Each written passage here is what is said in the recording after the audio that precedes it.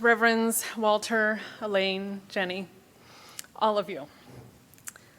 Coming home is a true joy that you cannot grasp unless you have been gone from it. And now we're here.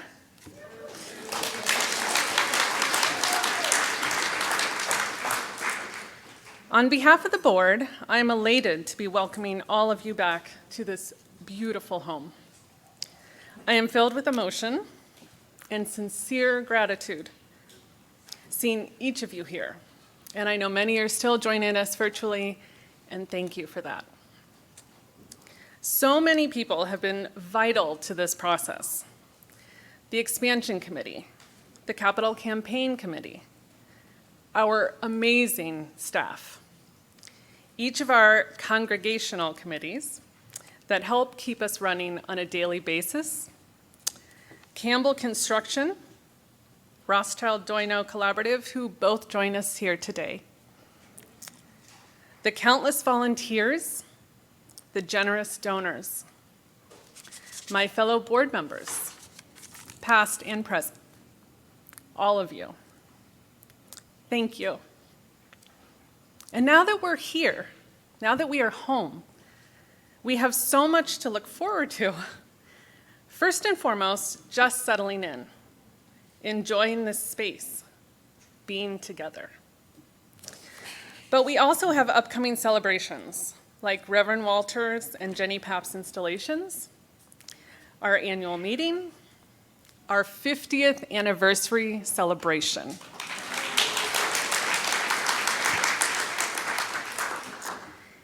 And I know we are excited just to return to regular services and all of our beloved UU FWC events.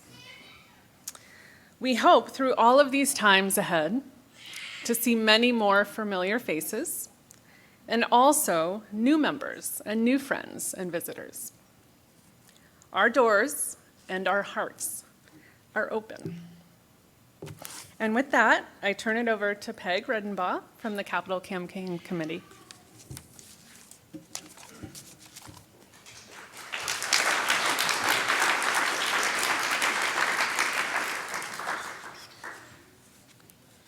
Hi, everybody. We started the Capital Campaign with a congregational vote way back in October of 2018. Remember that? Back in the before times? Our overall goal was to raise $1.25 million in order to expand our home. That number took my breath away, and I, for one, was not sure we would get there. That fall, we began the campaign, collecting pledges after a series of cottage meetings where we got together to socialize, find out more about the project, and learn about the Capital Campaign. We all made our pledges before the end of 2018. Remember how we celebrated reaching more than $1 million in pledges and planned giving? Celebrate good times, come on. Over the next 3 years, we did more than meet the challenge of making good on our pledges. And you all donated more than about $50,000 more than we had planned on. Wow.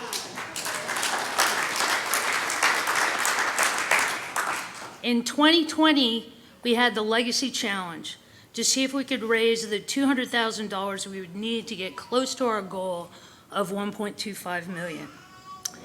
In the challenge, a small group of members put up $100,000 to meet new pledges, dollar for dollar. This challenge exceeded expectations to raise another $210,000. Holy cow. Yeah.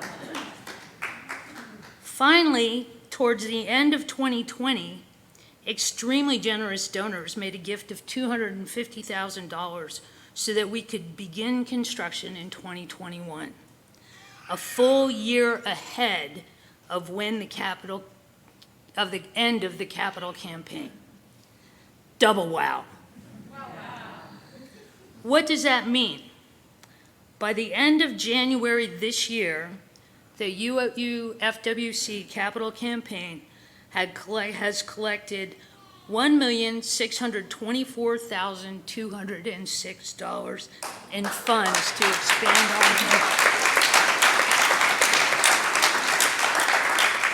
I am truly humbled by your support of this project. I can't thank you enough. Give yourselves a hand.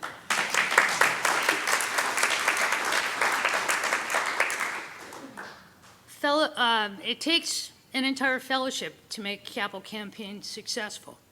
And I want to give some special thanks to fellow committee member Lowell Steinbrenner for his work on the committee. We could not have done this without your knowledge and advice. Ann Wilson, who helped with lots of information, tracked pledges, and so much more.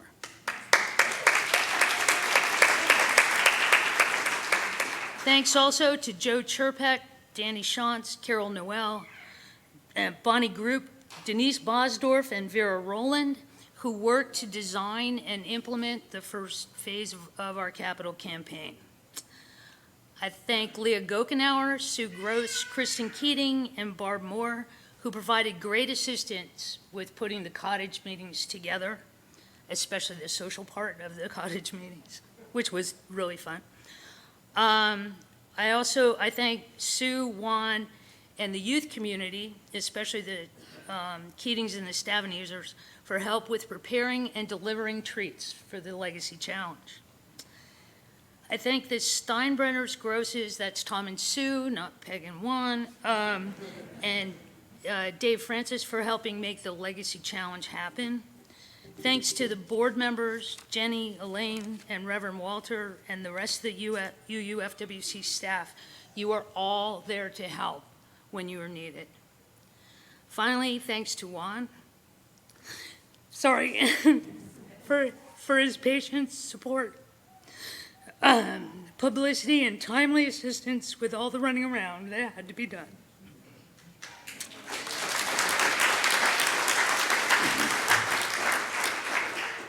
I apologize if I forgot to mention you. Know that I will remember at 3 o'clock this morning, and I will thank you then. As you can see, it takes a fellowship. Y'all are amazing. Thank you.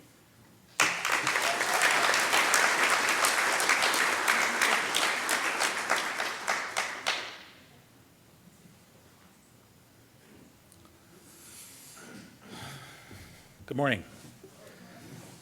You can raise that pulpit up. Everybody on the expansion committee had a favorite feature of this building. This one's mine.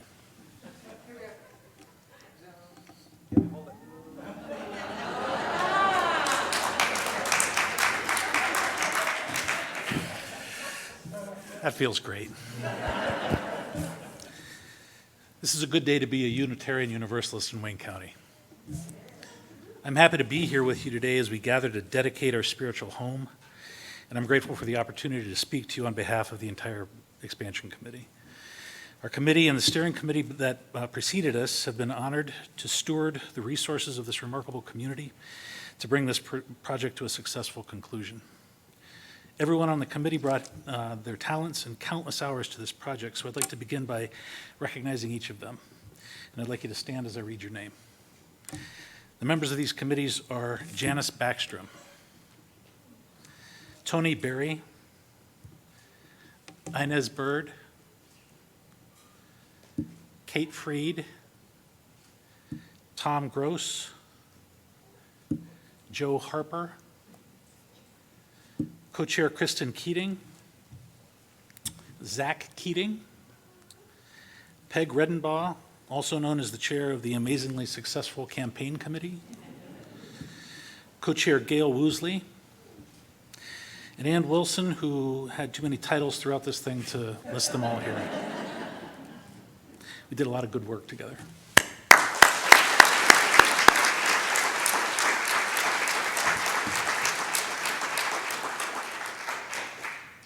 And there's members of the ex officio. They're ex officio members I'd also like to recognize. First, Reverend Walter, who joined us after construction of the building was well underway. His enthusiasm for the project and what it offered to this community continued to grow as the spaces came into focus. Walter's energy and vision of what our community could achieve in this space has sustained the committee as we work through the final details of a long journey. Reverend Jenny joined the team as we finalized building design and prepared to break ground, and then ministered to this community during these long days of the pandemic. Jenny brought her insight from and the experience of other congregations that informed several of the design decisions and gave us the encouragement and a final nudge to get us started. Finally, Reverend Elaine, who recognized the need for our space to grow a long time ago.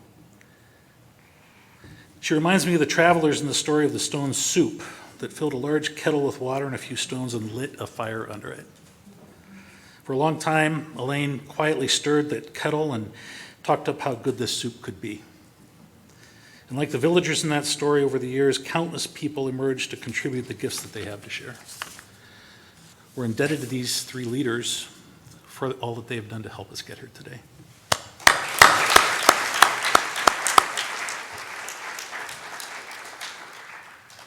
As several of us have said in different ways, it takes a village to build this building, and those villagers, some of them, have risen to the status of Uber volunteer. For example, Juan Gross has been the guardian of all the congregation's belongings as we've moved out and back into the building, and he's visited the building site after every workday to make sure the building is secured. Mary Wicks, also known as the volunteer wrangler, organized a lot of people to take on a lot of chores like painting rooms and cleaning the building to allow us to be here today. And Ruth Sewell and the landscape crew have been planning the landscape all year, and are about to make the outside of the building as beautiful as it is inside. So I'd like to also recognize the work of the board, past and present members who have provided valuable oversight to the committee throughout the project. Thank you all.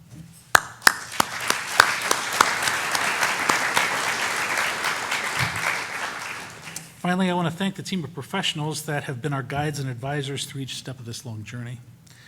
The team from Campbell Construction has worked hard to contain construction costs and keep us moving forward during a worldwide pandemic that has caused unprecedented increases in construction costs and shortages of building materials. John Campbell, Dave Kostoritz, and Tim Wolf have been invaluable. Several of them are here today. Thank you. And finally, we recognize the design team from Rothschild Doino Collaborative. Some of those members are here with us today as well. Led by Ken and Nick Rebeck, they have converted our dreams into an excellent design that we're enjoying this morning.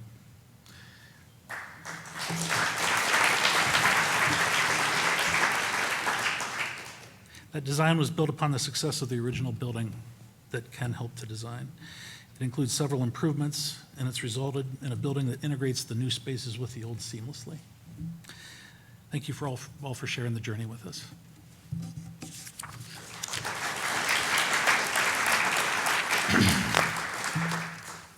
I'm happy to report to you that this project came in under budget by more than $100,000.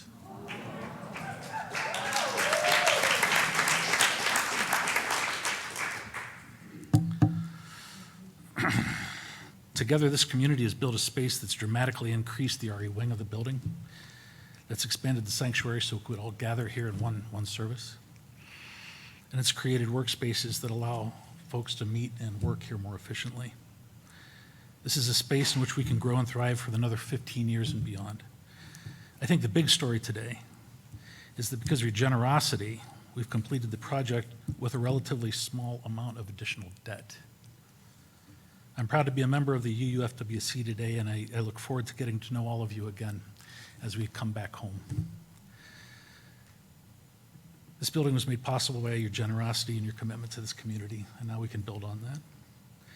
And so as my last official act as chair of the Building Expansion Committee, we're turning over the keys of the building to you, the owners. Welcome home.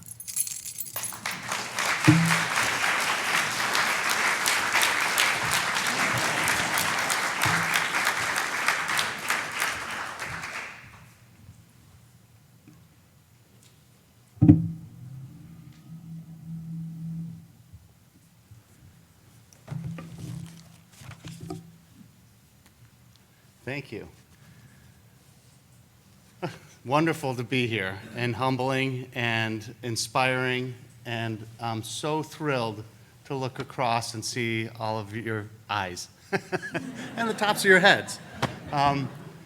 It is such a remarkable confluence of time and some of the circumstances for us to be gathering together again for the first time as we open and enter into the space. And sitting here for the first service, sitting here at the beginning through the dedication, I'm reminded of just the power of the space and its relationship that I anticipate for each of you has even been stronger, and you've missed even more.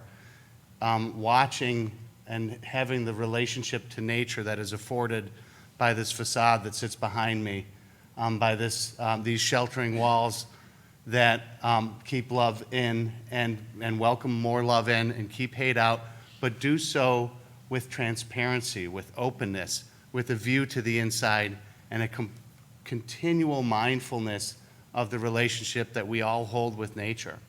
And to watch that, there's nobody in this congregation that does not know how much trees move. I can be sure of that. The history of the design of this space, it really was created by you, all of you, going back to Siebold Street, where the chairs were cleared at the end of the service so that the social activity could be in the hall. When we went through the processes at the beginning of this campaign back in 2018, we talked about, should we build a new social hall and try to increase more space? And instead, it said we can increase the transparency, the connection, and we can continue to carry forth the effectiveness that we had going all the way back to Siebold Street of having multiple uses and not building more space than you need by using it in multiple ways. There's a way in which that's just a great metaphor for the entire effort of the community. How is it that we blend these spaces, connect with each other, but do so not by saying we're going to have a space over here and a space over here, but we're going to share the space that we have. We're going to share it with each other. We're going to share it through different things that we do in different chapters, and whether we gather together or gather in sequence of services, we'll work to make sure that is effective and efficient, is mindful about the resources that takes, the financial resources. Congratulations to you. That is an incredible accomplishment.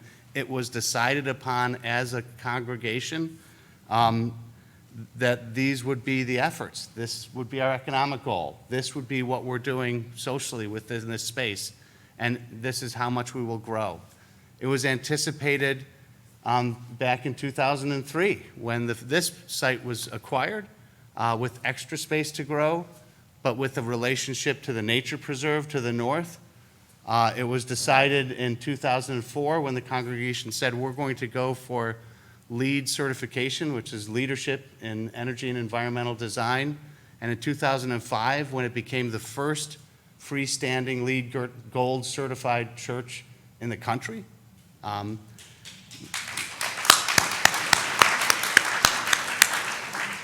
then it continued through this phase to say, this is a phase, this is a step, but we want to make sure that this is a step towards the future. So everything that we have done here is on the path to moving to a net zero positive building that will be able to generate more energy than it consumes. Again, reinforcing that relationship to nature, to the planet, to our other people on this planet that we share it with, that are going to be impacted, that we're going to need to welcome our arms to as they may be pushed and pulled across the surface of our planet in the future. This congregation is an inspiration to everybody. So thank you all for that. Thank you for what you do and that inspiration. I have a small gift, which is the assembled sketchbooks from phase 1 and from this phase, and it tells those stories. It tells the stories of gathering here in 2018 and deciding what we were going to do and having the gatherings here. We even put some pictures there of the gatherings. The Post-it notes, what do we like, what don't we like, how do we program it, which decisions, which approach should we take Should we do option A, B, C? It's all here, and then carrying through with the incredible building committee, the contracting group making decisions. How do we expand bathroom use? There's something new here that I give great credit to the congregation. We needed more bathroom space. We have water closets and all-gender bathroom configuration, as well as the traditional ones in the historical wing. When we went to the Worcester Building Department and said, this isn't in your building code or plumbing code, they said, that's no problem. I can approve that. That's great. That's what you need to do. That works. You can't do that back in Pittsburgh, where we're from. This is going to be much harder.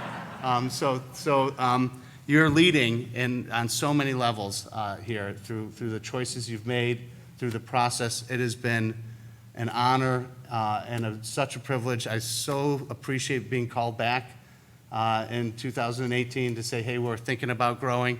I think about all of those histories, all the years of that relationship. And it is something that I will treasure for my entire life. So thank you all.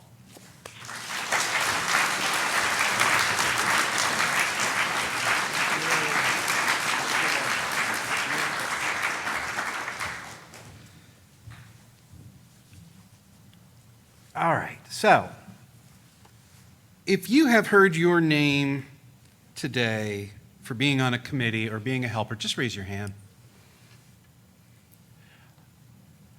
So that's about like half almost. It seems like a third or a half.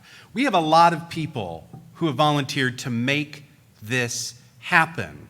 We talk about it takes a village. Y'all are a pretty big village, and you've done a lot. And our volunteers are phenomenal. So can we get one more round of applause for our volunteers?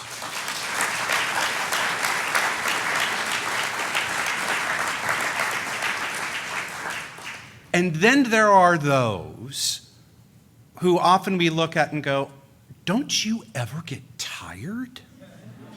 Don't you ever give up? And, you know, the friend of mine always once said, I am too inspired to be tired. And I want to lift up. I have seen over the last few months 4 volunteers who have gone so far and above and beyond what any volunteer should sanely do. And I would like to welcome them up here. So, Tom Gross, is Tom here?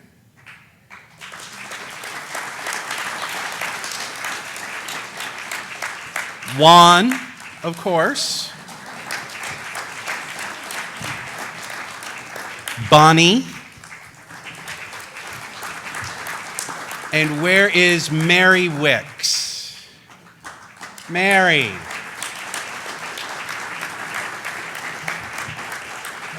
So a couple of things, right? I saw Tom, one of the first times I saw him is installing chair rails in the spare closet space that we have to keep all the folding chairs in. Doing some amazing contortion work to try and fit into that closet to get that in there. I thought Juan was on the payroll. Every morning, Juan was here, right? And I swore that Bonnie was already on the expansion committee because she was here so much. And I know her and her wife were cleaning out the appliances in the kitchen the other day. And I saw Mary one day just randomly cleaning bathrooms. That's something I don't do at home. And these are the people who go above and beyond because they love this community so much. And I think it's only fair that we love them back.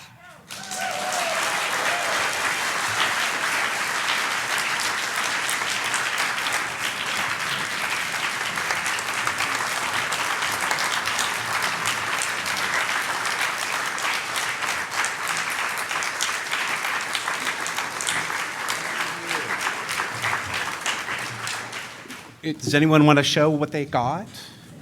They all want to know. I'm not sure if I do. You're not sure? Yeah. You might want to wait, Juan, on yours. Yeah.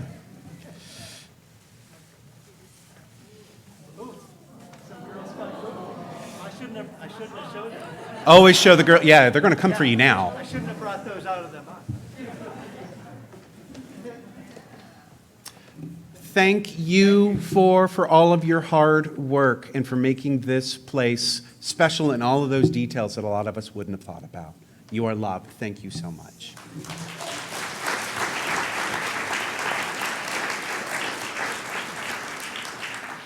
And lastly, before we adjourn, I just want to say thank you for inviting me to this congregation. Oh my God, you guys did all the hard work. Thank you so much. I cannot wait to see what the next capital campaign is going to be like. Right? Right? Right? Because we can do it. Y'all can do it. Think of all of the volunteers in 10 years' time that we will be applauding. Think of all of the leadership who's maybe looking at it for the first time today saying, I could do that. Think of all of the people we have yet to meet who will make this community even better. Thank you all for that invitation, for this state, for this city, for all of these people. Y'all are beautiful. All right, let's go do another service. Thank you. Oh, wait. I was totally reminded. Thank you, Ann, because, well, first of all, can we thank Ann for everything?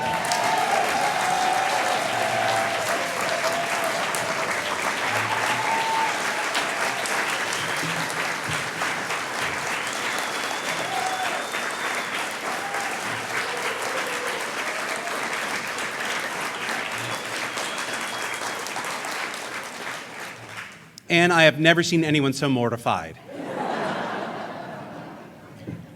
You are a treasure. But Ann is also reminding me we're going to take a group photo. Now, we have a ladder over there that someone's going to try and get on. So what I want y'all to do, all right, is this thing on? Can I get the, thank you. Can you get a shot from there, because I'm worried about too much of the people in the back having to resettle. Can you get everybody in frame from over there? I brought my very special 10 millimeter wide angle lens for this. So some of us might look like fisheyes. Do you have everybody in here? All right, where? It'd be nice to have the chancel in the shot. So, about to say, my first thought is, where are the edges of our shot? Because I want to know what the periphery is. Oh, there we go. We can take it this way. So, if he's going to be over there, what that means, ladies and friends, is that some of you over here might not be in the shot. Let's take a look. You got everybody?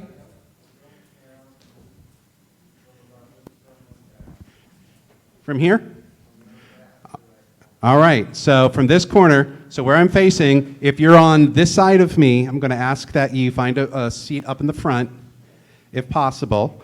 And I may ask some of you, because if anyone who's got mobility issues, to maybe scooch some seats over so we can let some of our friends get in there. How are we over on this side?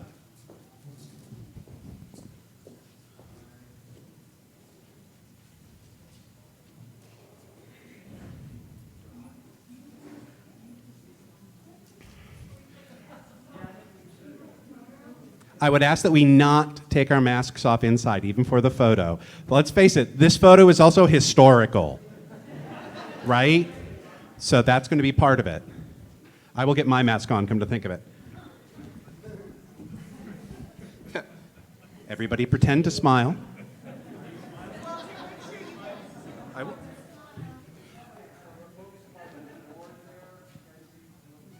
So the folks by the door by Jenny need to scooch in a little bit. There are seats up front next to Reverend Jenny.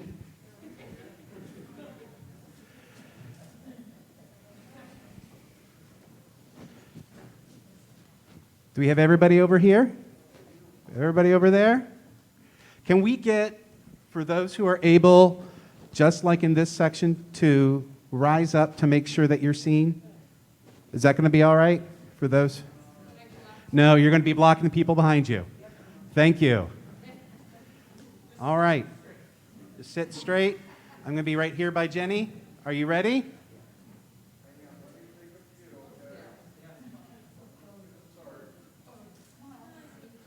All right, everybody smile with your eyes.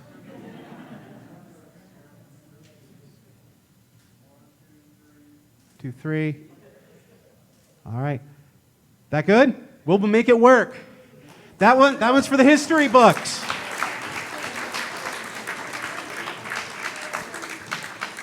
I encourage you all. Is there anything else, Ann? Right. If you're here at 9 o'clock, we encourage you to go safely home. If we're going to socialize for a little bit, I ask that you would do it outside where there's lots of fresh air, sunshine, and you can take your masks off outside. For those of you who are joining us for the 11 o'clock, maybe take some time, get a drink of water, use the facilities, and mosey back in. Thank you again.